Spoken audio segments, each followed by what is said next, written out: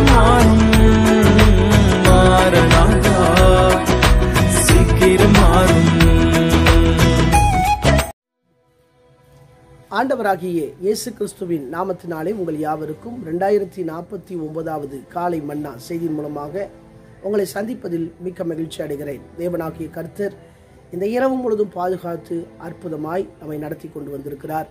அவருக்கே மகிமை உண்டாகட்டும். இந்த நாளிலும் நம்முடைய குடும்பங்களில் ரட்சிக்கப்படாதவர்கள் யாராவது இருப்பார்கள் என்று சொன்னால் அவர்கள் இயேசு கிறிஸ்துவை சொந்த இரட்சகராய் ஏற்றுக்கொண்டு அவருக்காய் வாழும்படியாக ஜெபிப்போம். நம்முடைய குடும்பங்களில் தேவன் ரட்சிப்பின் கரத்தை நீட்டுவாராக. இந்த காலை மன்னா ஆதாரத்துக்காக எடுத்துக்கொண்ட வேதவசனம் அப்போஸ்தலனாகிய பவுல் கலாத்தியருக்கு எழுதின 3வது அதிகாரம் 1வது வசனம். புத்தி இல்லாத கலாத்தியரே, நீங்கள் சத்தியத்துக்கு கீழ்ப்படியாமல் போகத்தக்கதாக உங்களை மயக்கினவன் யார்? இயேசு கிறிஸ்து சிலுவையில் அறையப்பட்டவராக உங்கள் கண்களுக்கு முன் பிரதிச்சயமாய் உங்களுக்குள்ளே வெளிப்படுத்தப்பட்டிருந்தாரே. எனக்கு பிரியமான கர்த்தருடைய பிள்ளைகளே, அன்பார்ந்த தேவ ஊழியர்களே, அருமையான நண்பர்களே, இங்கே அப்போஸ்தலனாகிய பவுல் கலாத்திய விசுவாசிகளை பார்த்து கேட்கிறார், புத்தி இல்லாத கலாத்தியரேன்னு சொல்லி இப்படி ஆரம்பிக்கிறார். சத்தியத்துக்கு கீழ்ப்படியாமல் உங்களை மயக்கினவன் யார் என்ற ஒரு கேள்வி எழுப்புகிறார்.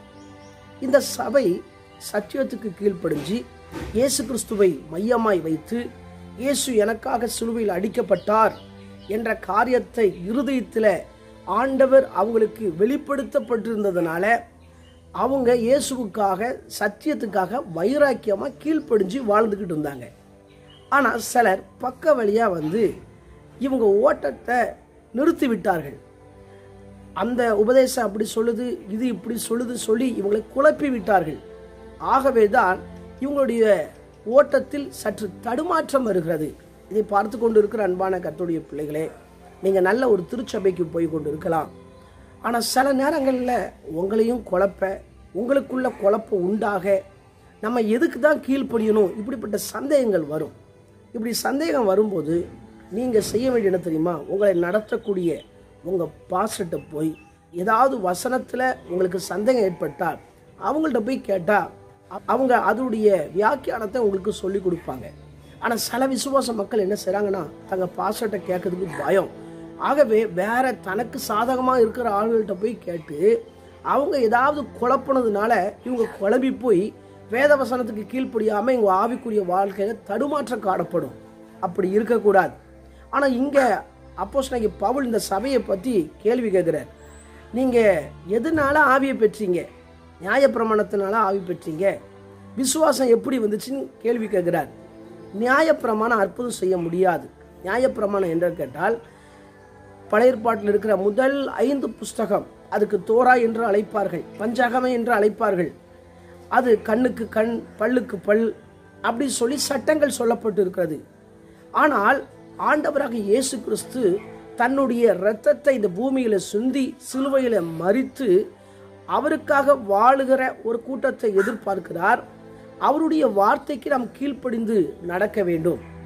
அதாவது நியாயப்பிரமாணம் எதுக்கு கொடுக்கப்பட்டது என்று கேட்டால் அது அடங்காதவர்களுக்கு கொடுக்கப்பட்டது என்று சொல்லி இன்னொரு வசன பகுதியில் சொல்லப்பட்டிருக்கிறது. கீழ்ப்படியாதவர்களுக்கு கொடுக்கப்பட்டது என்று சொல்லி நம்முடைய வாழ்க்கையில் இயேசு கிறிஸ்துவை நம்ம மையமாக வைத்து அவர் நமக்காக பட்ட பாடுகள், அதை சிலுவையிலே அவர் போனது காரியத்தெல்லாம் குறித்து ஞாபகப்படுத்தி பரிசுத்த ஆவியா நமக்கு கொடுக்கப்பட்டிருக்கிறார், விசுவாசம் நமக்கு இருக்கிறது என்று சொல்லி அப்படி அடிப்படையில் நம்ம வாழ வேண்டும். சில நேரங்களில் சிலருக்கு எப்படி வாழனே தெரியாது, குழம்பி போய் இருப்பாங்க. ஆகவே தான் சொல்கிறாரு, நீங்கள் நன்றாய் ஓடினீர்களே. இந்த கலாத்திய திருச்சபை நல்லா தான் ஓடிச்சு. ஆனால் மறுபடியும் சுய முயற்சியில் நம்ம நியாயப்பிரமாணத்துக்கு போகலாமா அப்படின்னு சொல்லி அப்படி ஒரு தடுமாற்றம் வந்துட்டு. ஆகவே தான் அவர் இதில் வசன பகுதியில் கலாத்தியர் 3ஆம் அதிகாரம் 1லிருந்து 5 வரை நீங்கள் வேதாகமத்தில் வாசித்தா அதில் சில கேள்விகளை கேட்டு அவர் காரியத்தை சொல்லியிருப்பார். நம்முடைய வாழ்க்கையில் விசுவாசம்தான் உலகத்தை ஜெயிக்கும். எல்லா வசனமும் நமக்கு ரொம்ப முக்கியம்தான். எதுவுமே நமக்கு வேண்டான்னு சொல்லி வசனம் கிடையாது. இந்த வேத வசனத்தை வாசிக்கணும், பரிசுத்த ஆவியானவரை பெற்றிருக்கணும். அந்த துணையோடு தியானிக்கும் போது பரிசுத்த ஆவியானவர் நமக்கு வெளிப்படுத்துவார். சில குழப்பங்கள் வரும்போது நம்மை நடத்தக்கூடிய பாஸ்டர்கிட்ட போய் நம்ம அவங்கள்ட்ட கேட்டால் அவங்க நமக்கு சொல்லி தருவாங்க. வசனத்தின் அடிப்படையில் அந்த வெளிச்சத்தை நமக்கு காமிச்சு கொடுப்பாங்க. அந்த சரித்திர பின்னணியோடு நமக்கு சொல்லிக் கொடுக்கும்போது நமக்கு இன்னும் புரியும். இன்னைக்கு அநேக விசுவாச மக்கள் இந்த வசனத்துக்கு கீழ்ப்படியாம கட்டு கதைகளுக்கும் மற்றவர்களுக்கும், குறிப்பாக எனக்கு தீர்க்க தரிசனம் மட்டும் போதும் அப்படி சொல்லி போகிற கூட்டம் பெருகிவிட்டது. இவங்க எனக்கு கை வச்சு ஜெபம் பண்ணா அற்புதம் நடக்குமா, இவங்க எனக்கு ஏதாவது சொன்னா நடக்குமா, அப்படிலாம் போக ஆரம்பிச்சுட்டாங்க. நம்ம ஜெபம் பண்ணி நம்ம சரியா இருக்கும்போது ஆண்டவர் நம்ம மேல வச்சிருக்கிற திட்டங்கள் நிறைவேறும்.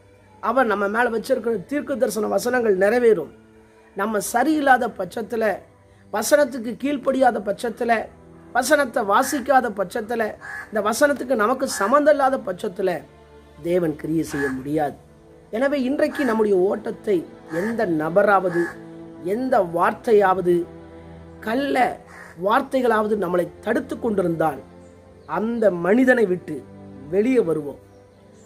நம்மை திசை திருப்புகிறவங்களை விட்டு வெளியே வந்து தேவனோடு ஐக்கியப்படுவோம், பரிசுத்தாவியனோடு ஐக்கியப்படுவோம், நம்முடைய திருச்சபையோடு ஐக்கியப்படுவோம், நம்முடைய போதகரோடு ஐக்கியப்படுவோம், அந்த உறவில வாழுவோம். கர்த்தர் நம்மை ஆசீர்வதிப்பாராக. கண்களை மூடி ஜெபிக்கலாம். எங்களை நேசிக்கிற நல்ல தகப்பனே, இந்த வேலைக்காய் வருகிறோம்.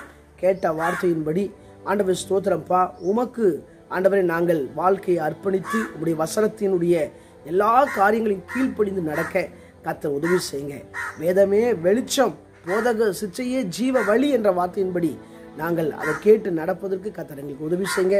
பிறந்த நாள், திருமண நாள் நினைவு கூறுகிற ஒவ்வொருவரையும் ஆசீர்வதிங்க.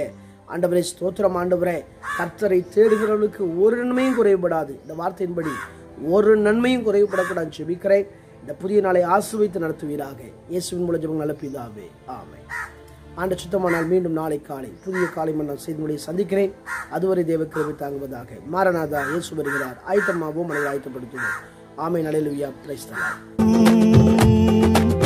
உங்களின் சேவை